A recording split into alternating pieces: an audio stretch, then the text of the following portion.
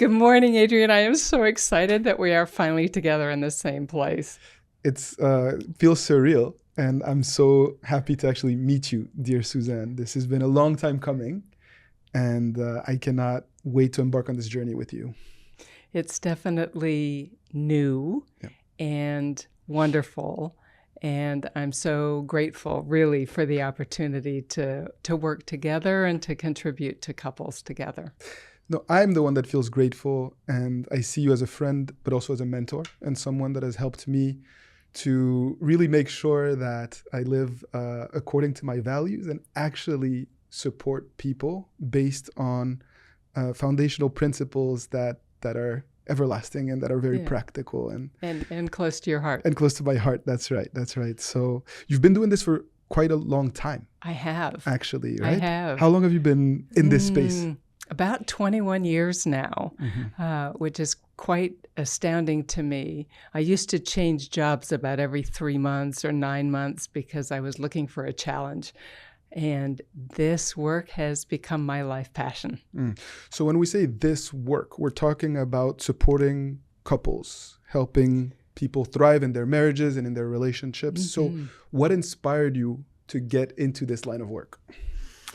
Well, that's a bit of a life story. So I was married in a very difficult marriage, came out of it divorced, and married again. And it looked like it was going to be a very happy marriage, and it turned out actually to be a very happy marriage. But what happened in the first few months that we were married was we were asked to create a marriage preparation class for a group of youth. And so we started to put together some materials. We thought, all right, this was fun, this was interesting. And then we had close friends who separated after 3 months of marriage, and then other close friends who separated and headed into divorce after 9 months of marriage, and then other friends who lasted 4 years and started to head into divorce. At the time, I was writing stories for Newsweek, business stories for Newsweek. I had left British Petroleum, totally different profession, and started to have conversations about what could we do to make a difference? Why were our friends in such difficulty? My late husband was at the time doing business sales, nothing to do with relationships and marriages. But we really thought there was something we could do to contribute. And so we created a book, a marriage preparation book, to help people. And it sold so many copies and so fast, we realized we were onto something, and I started doing this work full time. So that was 21 years ago. 21 years ago. And how many books have you written since in this space of marriage and relationships? Somewhere around 32. That's incredible. What a rich experience. Indeed. And for me, I also fell into this. This was never the plan. I was in the field of sports management, actually. Very different. I got a master's in this space, and one thing led to another. I found myself helping couples who were going through breakups and separations, and I found myself actually loving the work, seeing friends, individuals be able to put their ego, to check their ego at the door and actually commit to bettering themselves with the goal of nurturing healthy love was very inspiring. And so I started this work around 2014 more formally. But the truth is, ever since I was growing up, all my friends came to me for relationship advice. Right? I didn't realize wired for this. I didn't realize at the time that it would become a passion and really a calling.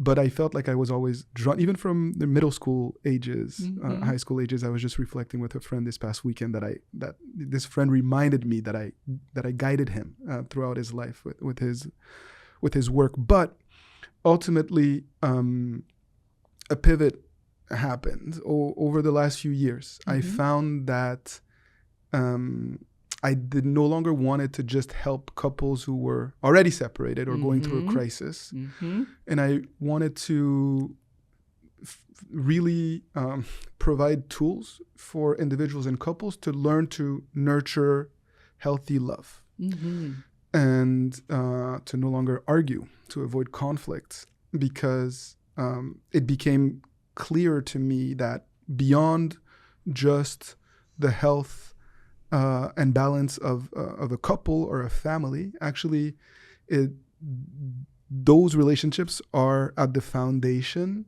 of a healthy community life. And once a couple is able to have the right tools to make decisions together in harmony, that has a ripple effect that slowly starts to not only transform their lives, but also the lives of those around them. And so really, I found inspiration in being able to contribute, even if it's in a very humble way, to bettering the world, one relationship at a time. And last summer, I was facilitating a seminar course for university students, and which had nothing to do with relationships specifically. And I found that those young people kept flocking to me, asking relationship questions and advice. And so that really, in that moment, it really helped me to realize, you know what, this is something that I meant to do.